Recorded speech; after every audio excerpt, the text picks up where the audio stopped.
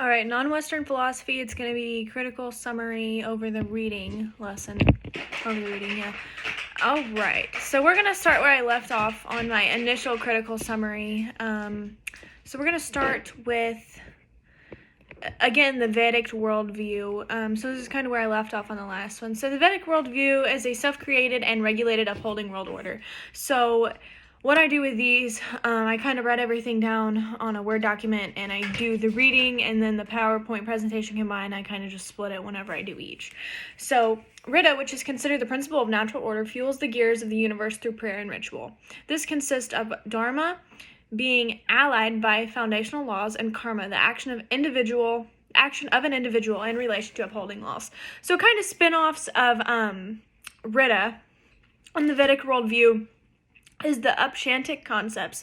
So the only difference between the Upshantic concepts and the Veda worldview is there is a difference in life being dominated by Brahmin priests. So this concept helped to widen the ideas by expanding to new concepts. So the initial spinoff of the Upshantic concepts kind of helped the people spin off from the Vedic worldview. So it's thus kind of creating more, not necessarily religion, more philosophical ideas, So, the Atman. This is the life force found within all beings. Atman is the idea of internal livelihood, the emphasis that we are more than a body, yet a soul. We are breath, we are life, we are will, etc. So Maya, the Maya Vedic mythology formulated the thought of Maya, which introduced the idea of demons and gods by connecting us to a worldly realm. So this is kind of the initial idea of not necessarily religion, but kind of an introduction to like Christianity. We see a little bit of that here. So the samsara is the introduction, the idea of rebirth or reincarnation. The samsara comes with moksha. Moksha is the escape of the worldly existence and the dissolution of sense of self through egotistic personality. So overall, Thou Art Thou by the Upshantis describes that if we understand our true selves, we can see who we are. So kind of a reflection, the Vedas are interesting due to being present in the beginning of religion, nearly the virgin of ideology.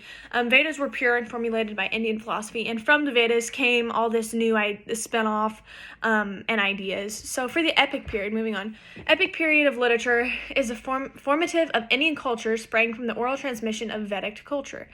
Examples of this being Homer's epic in Greece. We all know about that. Medieval commentaries and period. So Indian medieval period began in 500 and lasted to 1500 CE. This is when the Muslim Arabs began to invade India, and they would come to hold power from 1200 to 1757. This caused a distortion and adaptation in Indian tradition due to the Muslim Arabs commenting and expanding upon Indian texts. This is why this text is listed as medieval commentaries due to the comments and changes of philosophy. So this is another reason why written documents are so important, because things change so much, especially when there comes to be invasions of land. So from the medieval commentary period, we have the modern period, and this is between 1757 and 1947. Britain had Indian control, causing Indian philosophy to blend with modern Western thinkers. This was the beginning of the pre-chain of Indians occurring in 1947, caused India to be divided between India, which has turned into Hinduism, and Pakistan, which is Islamic beliefs. So this was kind of the fate of the Indian ideology, thanks to 1947 Britain rule. However, that is going to be the majority of our week 3 reading.